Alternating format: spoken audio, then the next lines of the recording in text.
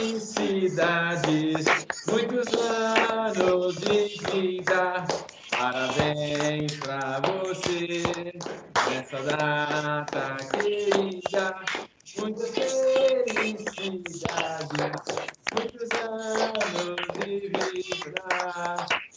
Viva! Vivo, Gente, eu tô muito Edmar! feliz que eu vou fazer 20 anos de idade. Ô, Edmar, ninguém fez isso no meu aniversário, tá? Você é privilegiado. Nem no meu. Foi no meio da quarentena. No meu também não, mas no meu era assim. Pelo menos eles lembram de seus aniversários, né, gente? Foi de Mas é março. porque eu Nossa, vou eu fazer tive 20 muita anos de sorte no meu idade. aniversário. Eu tive muita sorte no meu aniversário, porque foi tipo uns 3 dias antes da quarentena, a comemoração. Ó. Eu vou fazer 20 anos de idade. O meu foi dia 9 de março, aí, tipo, acho que dia 12, sei lá, mais ou menos, aí foi pra quarentena.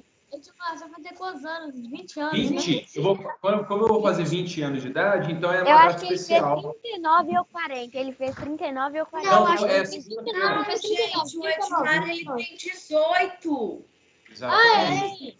Ele só tem uma cara É, de ele vai 40, fazer assim, 19. só que ele tem 18, gente. Ele só tem cara de 40. Você tá falando pra mim com 17 anos. Não, exatamente. Eu comecei a dar aula com 5 anos de idade, com 2 anos de idade. Ele era muito gênio na escola, entendeu? Aí ele, quando ele tava estudando, ele já virou professor. É. Tipo, aí o professor Ô. dele faltou, aí ele teve que dar aula, entendeu? Aí ele foi na carreira. Enquanto os coleguinhas dele estavam chupando o dedo, ele estava dando aula. Exatamente. Meninos, ó, muito obrigado de novo. E agora a gente vai ter que ir para a aula. Hoje é classe hoje, né? Então, Só que é o seguinte, a primeira parte da aula, eu preciso avançar no conteúdo, e aí vocês vão pegar quando for ali, são 11h08 aqui no meu relógio. Quando for 11h35, mais ou menos, aí a gente vai pegar o Class Dojo e vai corrigir a lista 24, que o gabarito, a lista 24, o garabito está no Conexa, tá? Então, olha lá. E a questão 8 da O garabito. 24, tá? A Graziele faltou na minha última aula, Graziele. Eu avisei pra você no médico. Porque A Júlia falou assim que você estava matando a aula. Falou assim, ó, a Graziele não está afim de assistir sua aula, porque ela cansou de Egito. Foi a Júlia que falou para mim. Se você olhar a gravação, tá lá gravada. Ela falou assim, ó, não sei não, eu acho que ela não tá afim, não gosta mais de você não. Diga, Luísa. Fala, Luísa. Oi, Edmar, parabéns. Obrigado, Luísa. De nada, é por causa que eu queria te falar que teve 2 aulas que eu fiz e te enviei e tá com 0. Assim, depois da aula, assim que a aula terminar, você fica aí um pouquinho para a gente verificar isso, tá? Oi, Edmar. Ok, tá bom, obrigada, parabéns. Eu Obrigado. aposto que só foi o 6º A que fez isso pra você. Eu aposto. Foi só o 6º A que fez. O 6º Ah, A, só o Nós 6º A. somos especiais, Edmar. Ninguém Ô, vai Edmar, ver eu os assisti outros, a só aula, a gente. eu Viu sei como a gente é especial? Ô, Edmar, eu sei como você ama tanta gente que eu assisti a aula gravada do sexto B. Todo mundo, tipo, tem uma Ana alguma coisa lá. Você confundia com Ana Carol. Tem algum Davi lá, você confundia com Davi Campelo. Você confunde. É verdade. Porque são 2 Davis até lá. no sexto Aí B eu... você pensa no sexto A. Até no sexto B você pensa no sexto A. Edmar. Viu como a gente é muito importante? Mas eu gosto muito de vocês mesmo. Deixa eu ouvir aqui. Maria Luísa, diga. Oi, Edmar, parabéns. Obrigado, Maria Luísa. Eu tenho só mais uma coisa para dizer. É que teve, eu acho que foram 2 avas que você marcou como 0, mas eu fiz. E você tinha até me mostrado que eu fiz e tal. Tá, você pode ficar um pouquinho depois da aula para a gente verificar isso? Sim. Então, beleza, ótimo. Deixa eu ver quem mais. Luma, fala, Luma. Edmar, parabéns, muitos anos de vida.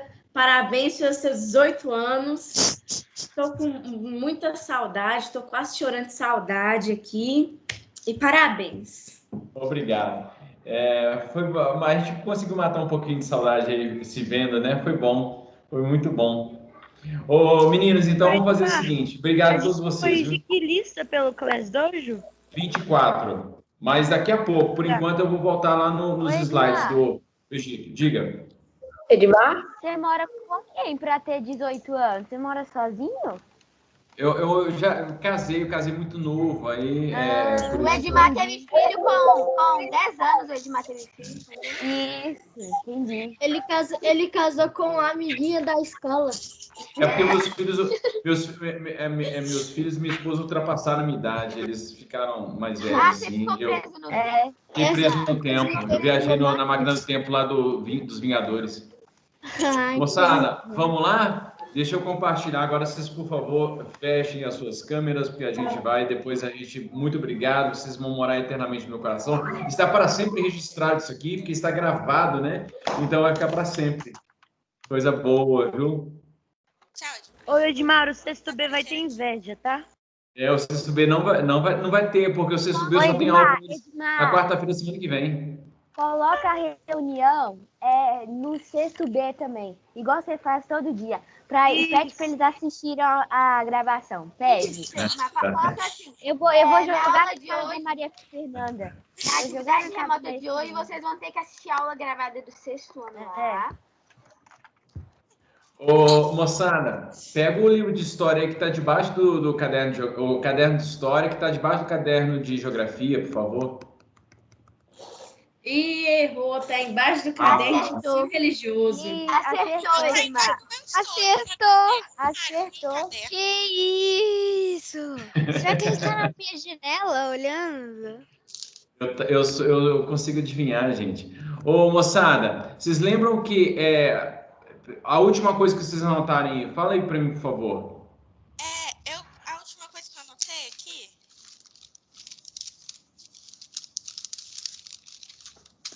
Tô procurando, que meu caderno tá bagunçado, que eu fico pulando umas páginas aí, eu não percebi que eu O pulei. meu foi o faraó. O faraó é A importante. última coisa que eu anotei foi a lista 24. A última que eu anotei foi a lista 24 também. Não, mas o faraó, vocês lembram desse slide aqui do faraó? Não, Sim, eu não. Não. foi que eu Oi, anotei. Edmar, eu anotei isso, só que isso foi antes da lista 24. Ah, tá. Então é isso. Então, o último slide foi isso aqui. A gente estava falando do faraó. Então, hoje a gente vai dar para avançar bastante, viu, moçada? E aí, eu vou fazer um negócio. Ah, tá. Daqui a pouco eu vou fazer um negócio. Fiquem preparados aí. Eu já mostrei para vocês os deuses? Oi, Não, Edmar, né? eu sei quais perguntas você vai fazer pra gente pra assistir a aula do sexto B. Já. Eu sei a resposta. Eu já mostrei os deuses para vocês? Esse deus Já, aqui? a gente teve que acertar eles. Não, Ah. Eu acertei a segunda. foi mais ou menos. Foi tipo. Então a gente Você passou fez disso no aqui. finalzinho da aula. A gente teve que falar, tipo, alguns. E depois você foi, tipo, como tava acabando a aula, você falou e a gente também. Então foi a última coisa que eu mostrei para vocês. Foi dos deuses. É o Isso. deus Ra, deus Horus. Ótimo, beleza. Então, a gente vai falar... Oi, diga. Uma pergunta. Teve uma lista, acho que foi a 24, que você mencionou aquele filme Deuses do Egito. Você já viu ele? É bom? Já quase todo. Mas é porque eu vejo alguns problemas ali, e aí eu fico meio não é com receio, mas assim, não quero assistir esse filme, não. Não gostou. Não gostei, exatamente. Não gostei de algumas coisas lá, não. Porque é o seguinte, a maioria dos filmes sobre o Egito, eles criam estereótipos sobre o Egito. E isso é muito ruim, porque acaba criando uma imagem negativa do Egito. Por exemplo, a questão das múmias. Cria-se sempre uma imagem negativa, falando que múmia é uma coisa do demônio, uma coisa maligna, e não é isso, tem nada a ver com isso. Tem a ver com a Pois questão é, até tipo muito o filme bonita. A Múmia. Pois é, o filme A Múmia eu me recusei a ver, nem o trailer eu vi, mas a atuação do ator lá do Tom Cruise é péssima e eles criam esse estereótipo ligando a múmia a uma maldição maligna, enfim, né? Mas eu não gosto não. Moçada, é o seguinte, vocês sabem que esse papiro aqui é um papiro que mostra, é o tribunal de Osíris, que tem o deus Anubis, que é bonitinho aqui, ele está representado de duas formas, ele está aqui e está aqui. Então, julgando, né, pesando o coração de uma pessoa que morreu. Os egípcios acreditavam na vida após a morte. Diga. Eu não entendo. Tipo, por que pensam que múmia tipo, é uma maldição? Porque era uma maldição para eles. Só que a maldição meio que preserva a vida. Ela preservava a vida? É uma maldição? Pois é, isso que é a questão. Porque, na verdade, o que aconteceu...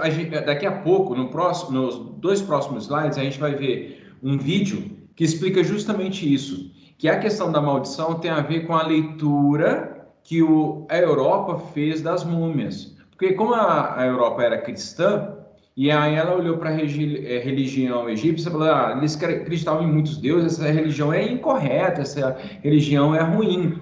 Então, então eles fizeram essa associação com a coisa do mal, né? Mas não é.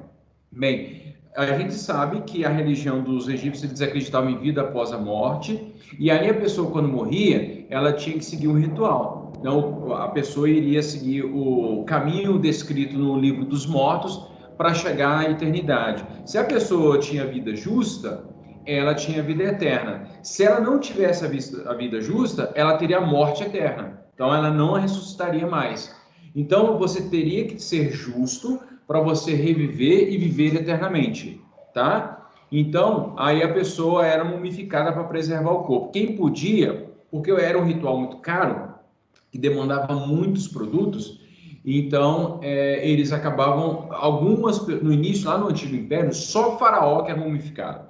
Aí, na medida que o tempo foi passando, outras pessoas foram também poder mumificar. Até camponês, no final das contas, foi mumificado, tá? Existem múmias de camponeses. Bem, construiu um reino também, né, na vida após a morte.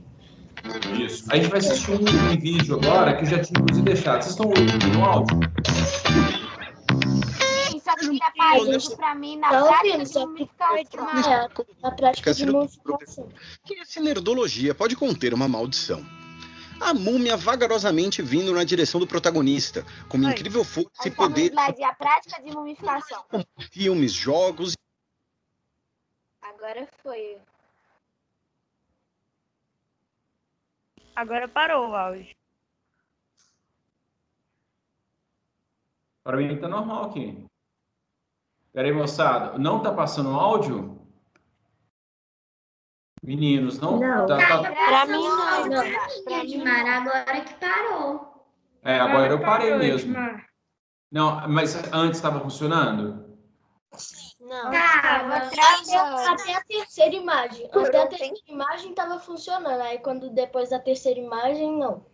Eu vou desligar a minha câmera para tentar dar uma aliviada aqui. Eu vou compartilhar de novo. Vou incluir o áudio. Vamos lá, vamos tentar de novo. Vamos ver. Ô Edmar, aqueles slides vão estar no Conexa? Vou colocar hoje, inclusive, tá? Eu já coloquei, na verdade. Mas vamos lá. Vai, meu filho. Agora vai.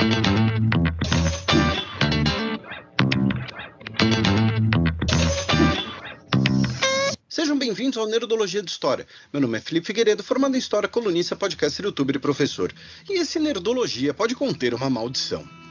A múmia vagarosamente vindo na direção do protagonista, com uma incrível força e poderes sobrenaturais. Uma imagem comum em filmes, jogos e em RPG. A inspiração para a cultura pop é a múmia egípcia, bem preservada e enrolada em bandagens de linho. Os antigos egípcios, entretanto, não foram o único povo que dominou o processo de mumificação. Povos indígenas das atuais Filipinas, Chile e Ilhas Canárias, astecas, aborígenes australianos e os monges capuchinhos italianos são alguns exemplos de culturas que mumificavam intencionalmente seus mortos, ao menos os de destaque social. Em outras regiões foram encontradas múmias que foram preservadas de forma não intencional. China, Sibéria, partes da Europa, domínios Inca na América do Sul são alguns exemplos de onde encontraram múmias bem preservadas pelo clima ou por um conjunto de razões. A mais antiga múmia encontrada na Europa é de um homem que viveu mais de 5.000 anos atrás, chamado de Otzi pelos cientistas. Seu alto grau de preservação se dá pelas condições dos Alpes, onde ele foi encontrado, totalmente congelado. Regiões desérticas ou muito secas também propiciam a mumificação natural. Como fatores climáticos causam mumificação em um ser vivo, é um assunto que o Átila já explicou para vocês lá no início do canal. A mumificação não intencional está na origem das múmias egípcias. No início da cultura egípcia, cerca de 5.000 anos atrás, os mortos eram enterrados no deserto em covas rasas. O clima seco fazia os corpos mumificarem naturalmente, um fenômeno de grande impacto nos hábitos religiosos egípcios, interpretando a mumificação como essencial para uma boa passagem ao mundo dos mortos. Os egípcios então passaram a buscar a mumificação intencional. No período da Quarta Dinastia, que os sacerdotes egípcios dominaram as técnicas de mumificação, que é descrita por algumas fontes e confirmada e complementada por estudos recentes com apoio da arqueologia e da medicina forense. A técnica egípcia consistia dos seguintes passos. O corpo era aberto e seus órgãos retirados, que eram embalsamados e guardados em jarras, menos o coração, que era deixado no corpo, pois a pessoa precisaria dele para seu julgamento antes de entrar no mundo dos mortos. Usando uma espécie de gancho introduzido pelas narinas, os egípcios retiravam o cérebro do morto. O corpo era lavado com vinho e preenchido com natrão, um mineral composto naturalmente de bicarbonato de sódio, para desidratação, o que evitaria qualquer decomposição. Essa parte do processo é médica e durava cerca de 6 semanas. Posteriormente, por cerca de 4 semanas, ocorria parte do ritual, que variava de acordo com o status social e financeiro do morto. O corpo era lavado com vinho e óleos e retirava-se qualquer elemento que houvesse sobrado e pudesse comprometer a mumificação. Em alguns casos, o corpo era revestido com resinas vegetais de tom dourado, com adição de mel e cera de abelha. O corpo era adornado com amuletos e joias, de acordo com a pessoa, em diferentes camadas intercaladas com bandagens, cada uma precedida de uma oração específica. As bandagens não seriam apenas para inspirar o personagem Mun-Ra, mas para facilitar o transporte do morto e evitar que ossos quebrassem. Em casos especiais, uma máscara mortuária decorada era encomendada. Como último passo do ritual, o sacerdote reanimava a múmia, com a simbólica abertura da boca para a múmia falar e respirar. O sepultamento das múmias variava. No caso das múmias importantes dos Antigo e Médio Impérios, como a dos faraós, eram enterradas nas pirâmides construídas para esse fim. Caso você não soubesse, esses grandes monumentos da humanidade são tumbas. Hoje, cerca de 125 pirâmides já foram identificadas. Já no Novo Império, o principal local de sepultamento eram as tumbas do Vale dos Reis, perto da atual cidade de Luxor. Com os faraós eram enterrados tesouros, armas, carruagens. Mais de 5.000 itens foram encontrados na tumba de Tutankhamon, incluindo sua máscara mortuária feita de ouro e um punhal feito de ferro retirado de um meteorito. Nos filmes e jogos, as múmias egípcias são reanimadas para o mal, ou então perseguem alguém que causou uma maldição por ter profanado a tumba. Algumas tumbas egípcias de fato contêm escritos com avisos de maldições e mau agouro para ladrões de tumbas e também para governantes que tendem a mudar aquela tumba de lugar ou cometer atos contra a memória de um faraó. Isso não era comum, entretanto, com a regra ser a valorização dos deuses protetores contra alguém que pudesse cometer algum sacrilégio. Embora a maldição das tumbas tenha uma origem egípcia, serão os europeus que vão popularizar essa ideia. Na Nerdologia sobre a Ordem dos Assassinos, comentamos sobre o orientalismo, conceito do autor Edward Said, que define a interpretação ocidental do Oriente. O Oriente era visto como algo uniforme, e suas culturas seriam apenas curiosas, exóticas. Para dramatizar ainda mais as expedições arqueológicas europeias ao Egito, valorizava-se a noção de uma suposta superstição local das maldições das tumbas. Como parte desse exotismo, múmias egípcias durante um período eram moda como peça de decoração para ricos, ou exibidas publicamente com a retirada das bandagens. Nos séculos XVI e XVII, múmias eram compradas de saqueadores egípcios para serem moídas e seus restos servirem de pigmento para a fabricação de tintas a óleo de artistas. A narrativa das maldições das múmias gerava um clima heróico e desbravador. Muitas vezes, isso ajuda a aumentar o preço também. No final do século XIX, com um número cada vez maior de expedições ao Egito, que o tema irá surgir na cultura pop, com livros e contos sobre múmias que se vingam de profanadores, muitos de autoria feminina. A primeira obra sobre uma múmia assassina e horrenda é um conto de Arthur Conan Doyle, o lote número 249, de 1892. Outro sucesso de impacto sobre as múmias da cultura pop é o livro de Bram Stoker, A Joia das Sete Estrelas, de 1903. Será depois de 1922 que a ideia da maldição das múmias se tornará mais célebre, com atenção mundial. Foi nesse ano que a expedição do britânico Howard Carter encontrou e abriu a rica tumba de Tutankhamun. 120 dias depois da abertura da tumba, Lord Carnarvon, financiador da expedição, morreu devido a uma infecção. Isso gerou um sensacionalismo generalizado na imprensa, com cartas anônimas contando histórias fantásticas para jornais. Além dele, outras 7 pessoas presentes na abertura da tumba morreriam na próxima década. Claro que, considerando que a expedição era composta de 58 pessoas e que o próprio Carter, líder da expedição, morreu aos 64 anos e mais de uma década depois, provavelmente não foi uma maldição que matou aquelas pessoas, mas bactérias e balas de revólver. E esse Muito bem, olha só, é legal, né, esse vídeo. Eu já tinha colocado ele antes, eu acho, para vocês, sobre a questão das múmias. Não, Edmar, mas é Não? muito legal, muito legal. Pois é, esse Mas você pode botar no primeiro slide? Eu gosto Esse muito desse vídeo- canal, Nerdologia. Eu também gosto desse muito. canal. Eu gosto muito. É. Uma vez eu lembro que você, a primeira lista, eu acho que foi a primeira ou a segunda lista que você postou no Conexa, você passou um vídeo sobre esse canal. Ah, eu acho que eu coloquei um vídeo sobre a questão das pirâmides, do Nerdologia também, que ele explica como é que as pirâmides foram feitas. Mas aí é o Átila, não é o Felipe não, porque o Átila fala das questões de ciência e o Felipe fala das questões de história. Olha só, moçada, eu estava falando, então, o processo de mumificação era um processo complexo que durava muito tempo e eles acreditavam efetivamente que a pessoa iria voltar para... Aquilo era uma realidade para eles, que a pessoa iria voltar para o corpo. E aí, com este corpo, a pessoa iria viver uma outra vida e depois viver eternamente. Então, por isso que a pessoa tinha que ser justa.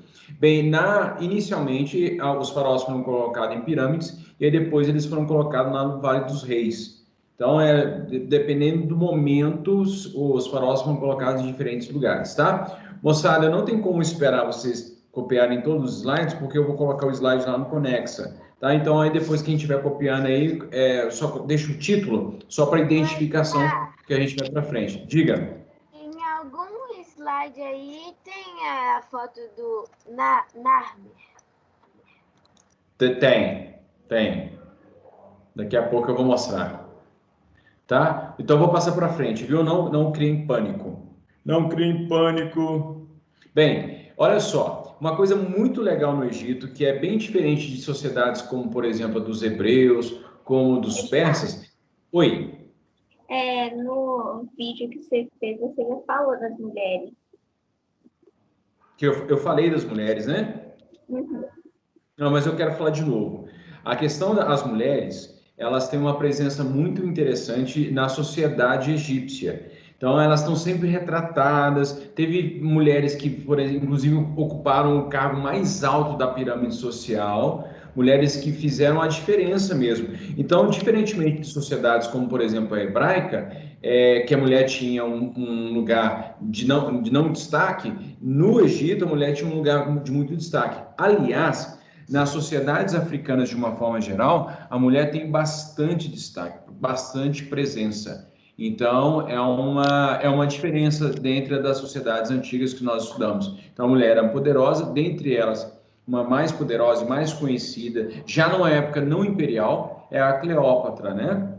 Porque quando a Cleópatra assumiu, ela assumiu uma grande parte do Egito, mas teve muita parte que já não estava mais associada ao Egito, né? Principalmente lá no Alto Egito, já não fazia tanto parte, porque havia sido dominado por outros povos, né? O Egito foi dominado por diversos povos. Foi dominado pelos quiços, cuxitas, pelos assírios, pelos persas, pelos macedônicos, pelos romanos, depois pelos cristãos, aí depois pelos árabes e por aí vai. Até hoje, inclusive, os egípcios deixaram de falar a língua antiga deles e falam apenas o árabe, né? Quer dizer, falam inglês também, porque a Inglaterra também dominou a região, mas falam predominantemente árabe. Eles eram... Ô, Edmar, Sim. os egípcios foram, tipo, a sociedade que durou, maior tempo, né? Durou mais tempo. Não foi? Pois é, porque o Império Egípcio, porque se você pegar a unificação ali a partir de 3.100 a.C., até a queda, tem mais ou menos 3.000 anos em que eles ficaram como império. Agora, se você retroagir um pouquinho, quando as primeiras vilas, as primeiras organizações, são quase 5.000 anos de civilização. Então, é muito tempo. Que outra sociedade, que outra civilização teve tanto tempo? Nenhuma outra. As civilizações mais duradouras tiveram aí 500 anos, 1.000 anos, talvez 2.000 anos, mas nenhum chegou ao tempo, a tanto tempo. A gente vai estudar vários impérios.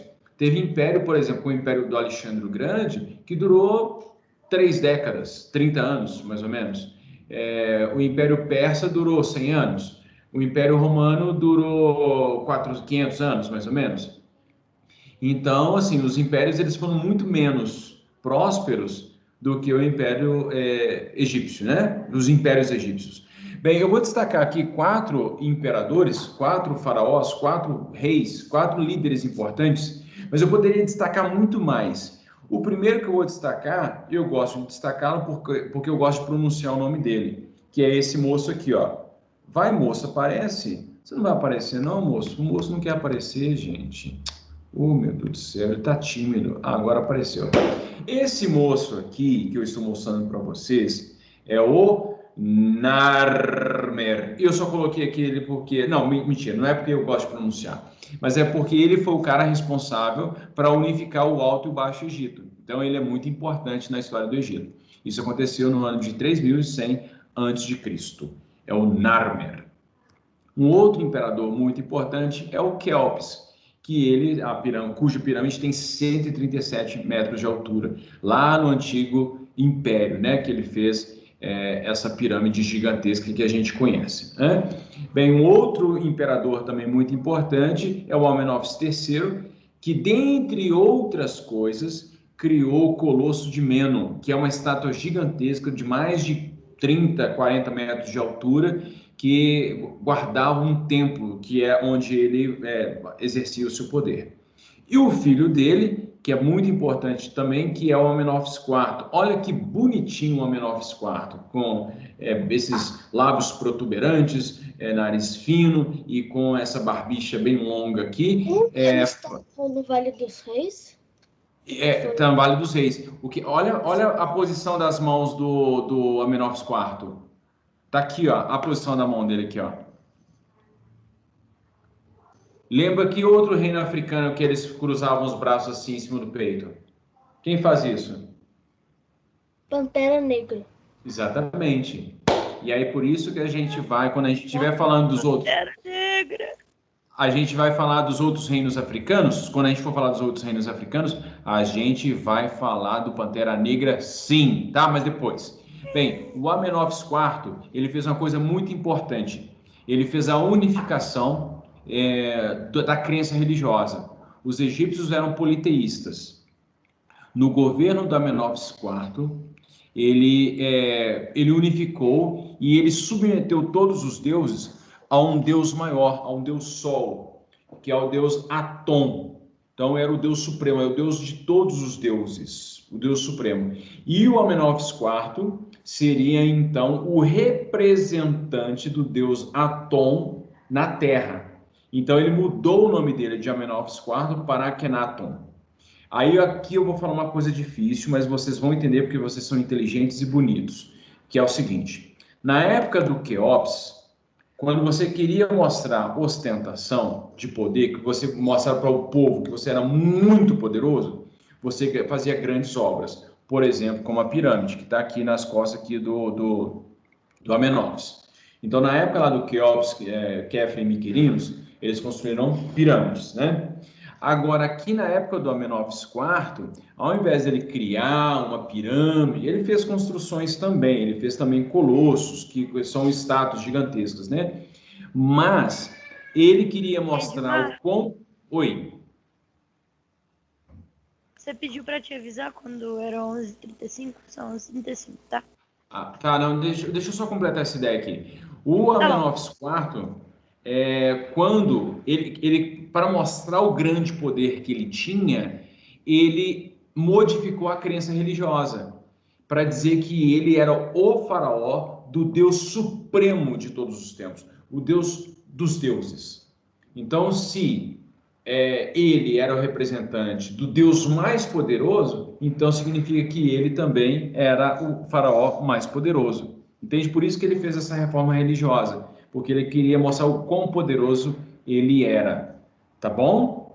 Então, aí, nesse momento, no governo do Amenófis, houve uma prática monoteísta. Mas depois, nos próximos governos, logo depois do Tutankhamon, eles vão restaurar a crença em vários deuses.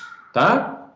Muito bem. Esse slide aqui, ele mostra um papiro que antigamente nas minhas apresentações eu mostrava como é que o papiro era construído e tal, mas ao invés de fazer isso, eu só estou mostrando um papiro que é lindíssimo. Esse papiro aqui mostra o Osíris,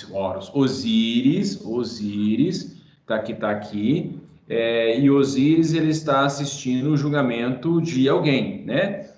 Que muito possivelmente aqui nós temos o Horus, que está aqui auxiliando o Anubis, que está aqui pesando o coração de alguém, né? Está submetendo aqui. Lembra das jarrinhas, onde colocavam as vísceras do morto? Elas estão aqui, ó. Eu sempre esqueço o nome dessas jarrinhas, mas então eles colocavam que eram jarrinhas sagradas também, que eram apresentadas também ao deus Osíris, para fazer o julgamento da pessoa, para saber se ela teria a vida eterna ou não. E isso eles faziam nos papiros, que eram um papel, né, feito de árvore, de folha de árvore, para registrar acontecimentos dos deuses e das pessoas mais importantes da sociedade. Porque antes da descoberta do papiro, eles faziam só nas paredes das pirâmides, dos templos, mas aí depois da descoberta eles começaram a fazer essas representações no papel. Bem, e para fazer essas representações, eles utilizavam algumas escritas, né?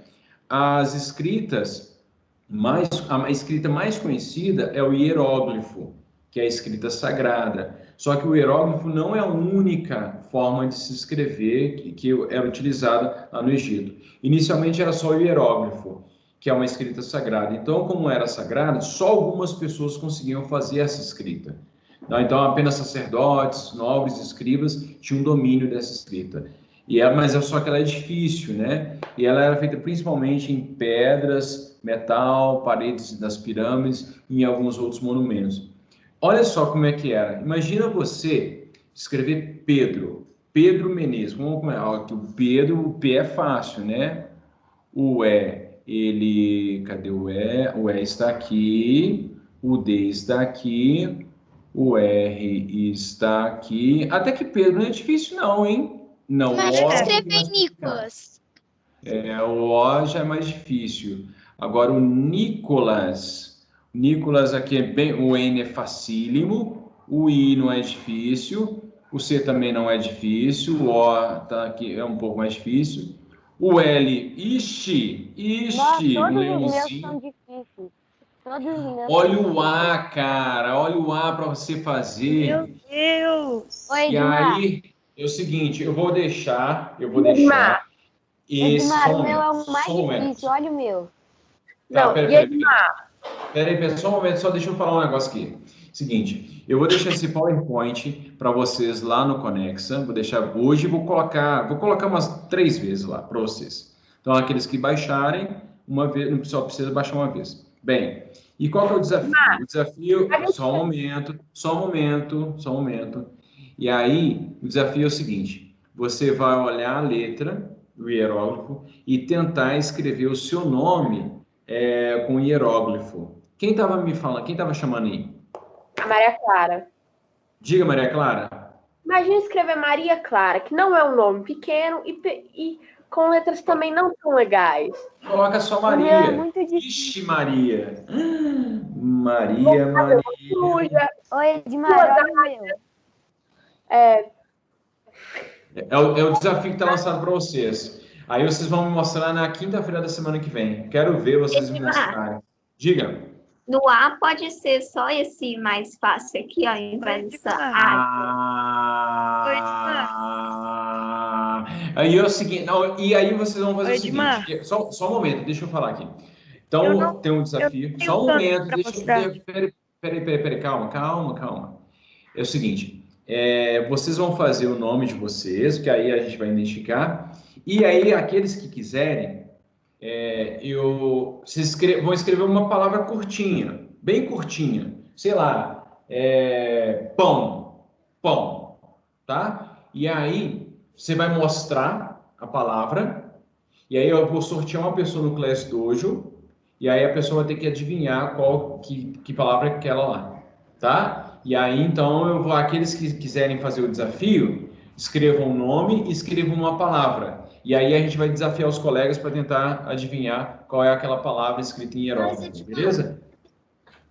Peraí, levanta a mão, gente, porque um monte de gente me chamou. Ponto? Não, isso aqui é só uma atividade só para a gente lidar um pouquinho melhor aí com o hieróglifo. Diga, Bernardo. Eu já bem falei ponto. É isso que você falou. Fala, Bernardo. Quem quiser participar do desafio, exemplo, você vai sortear uma pessoa no Class Dojo e ela vai ter que acertar o que a outra fez, certo? Não, é o seguinte, por exemplo, das 30 e poucas pessoas que estão na nossa sala, vamos supor que 10 pessoas escreveram alguma coisa. Aí eu pego dessas pessoas e aí a gente desafia as outras pessoas a tentar adivinhar. Aí você vai ter que estar com com a página do hieróglifo. Eu vou deixar nas instruções da aula de... se a gente teria que decorar, porque senão aí também não, né? Não. Inclusive eu vou deixar numa folha separada, num documento separado, porque terça-feira é postagem, né? Então na terça-feira eu vou deixar para vocês todas essas orientações. Não é uma AVA, é apenas uma atividade para vocês fazerem e desafiar os colegas. Não é aula de hoje, não? Não, hoje não dá tempo mais. E uma atividade, por acaso, bem legal. Então, aí, basicamente, vocês vão ter que fazer o seguinte, tentar escrever o seu nome. Então, eu vou instruir vocês na terça-feira, inclusive eu vou fazer um videozinho curtinho explicando o que vocês têm que fazer. Aí eu deixo a orientação, aí vocês escrevem o seu nome, o nome de vocês, e escrevam alguma palavra. Aqueles que fizerem isso, a gente vai desafiar os colegas para, enfim, tentar adivinhar o que é aquilo. Aí, se a pessoa acertar, a pessoa ganha ponto. Se a pessoa acertar se a pessoa acertar tudo, ganha 3 pontos. Se ela acertar, tipo, só uma letra, ou 2 letras, sei lá, aí ela ganha 1 ou 2 pontos, tá? Dependendo. Deixa eu ver uma coisa aqui, que agora que eu vi que só tem 28 pessoas aqui, tem muita gente que não está aqui. O Davi Samar, João Lucas, Jordan e Matheus Vitor. Nossa, logo a melhor aula. Pois é. Então, moçada, deixa eu só terminar. Eu sei que eu prometi, mas eu estou muito mais preocupado com a questão da gente terminar o conteúdo porque aí depois a gente faz o Class Dojo à vontade, sem nenhum problema, tá? Agora, o hieróglifo, ele era muito difícil mesmo, né, para fazer. E aí, para simplificar um pouco a situação, eles criaram uma outra escrita, que é o hierática, o hierático, né? Então, o hierático, ele é uma simplificação dos hieróglifos e começou a se difundir entre os egípcios na época do papiro. Porque quando eles escreviam apenas nas paredes, era só hieróglifo. Agora, na época do papiro, aí eles começaram a simplificar para ficar mais fácil. E aí, os textos do hierático, eles escreviam com pincel ou em madeira. Então, essa escrita é utilizada em textos oficiais, poéticos e religiosos. E a hierática é assim, ó. Deixa eu apagar isso aqui, viu? Senão vai ficar sobreposto. Edmar, Oi? O cachorrinho tá gostando da aula também. Por que você também não faz uma, tipo, só que mais difícil, pra gente tentar acertar? Mas eu sou péssimo em desenho. Então, a gente tem que fazer o nosso assim também? O nome? Claro, essas letras qualquer um é péssimo em desenho. Sim. Coloca o nome e alguma palavra. Tá? Agora, o hierático, aí eu vou... Ô, Edmar, a palavra pode ser outro nome, tipo que não seja o nosso, outro nome? Pode. Só não pode ser palavra inapropriada. Isso daí é hierático, né? Isso aqui, ó, hierático. Isso aqui é o hieróglifo também, mas só que cursivo. E aqui os tipos de hieróglifo também. Porque o hieróglifo aqui na época do Antigo Império, ele era mais complexo, né? Aqui ele já simplificou um pouco. É mais fácil. Aqui de 1500 já simplificou. Aqui em 1500 já tem o cursivo, que já facilitou um pouco a vida. Mas aqui, paralelamente, já estava rolando o hierático. Mas o hierático tem tantas letras quanto o hierógrafo? Tem até mais, na verdade. Aí eles, porque evoluem as palavras, evoluem os conceitos, evoluem os entendimentos, enfim. E aí, na época em que os macedônicos / gregos invadiram o Egito, eles criaram uma outra letra que é o demótico. O demótico, na verdade, é uma espécie de intercâmbio entre o grego e o egípcio. Então, ele prosperou ali por volta do século... O século aqui é século VI, século VII, enfim, antes de Cristo, e aí ele começa a se desenvolver. É uma interpretação tanto do hierático quanto do hierógrafo. E ele se escreve assim, ó. Olha como é que ele é mais próximo de nós. Realmente. Ele parece muito mais. Então, o K parece o mesmo, só que ao contrário. Olha, tem letras que a gente utiliza, só que com significados diferentes, né? O O, o enfim. N parece Y. Só que não tem o E. O E a gente não conseguiu achar. Tem 2 Hs. Olha o H, que é o het. Esse aqui de cima, o de cima que você marcou lá de cima é o F. E aquele ali que tem 3 tracinhos e um pauzinho no meio é o E. Por que tem 2 Hs? Não sei. Não, mas eles querem significar, eu acho, coisas diferentes. Então, eles fazem associação. Sim. Deixa eu falar. Diga.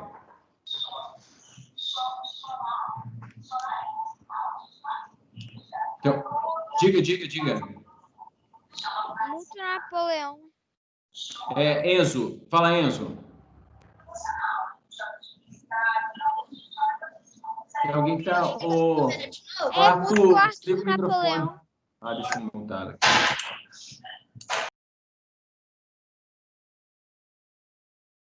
Se mutou. Vai lá. Diga, Enzo. Enzo? Ixi, o Enzo não quer falar. Fala, Luísa. Edmar, aquela... Então, terça-feira, no lugar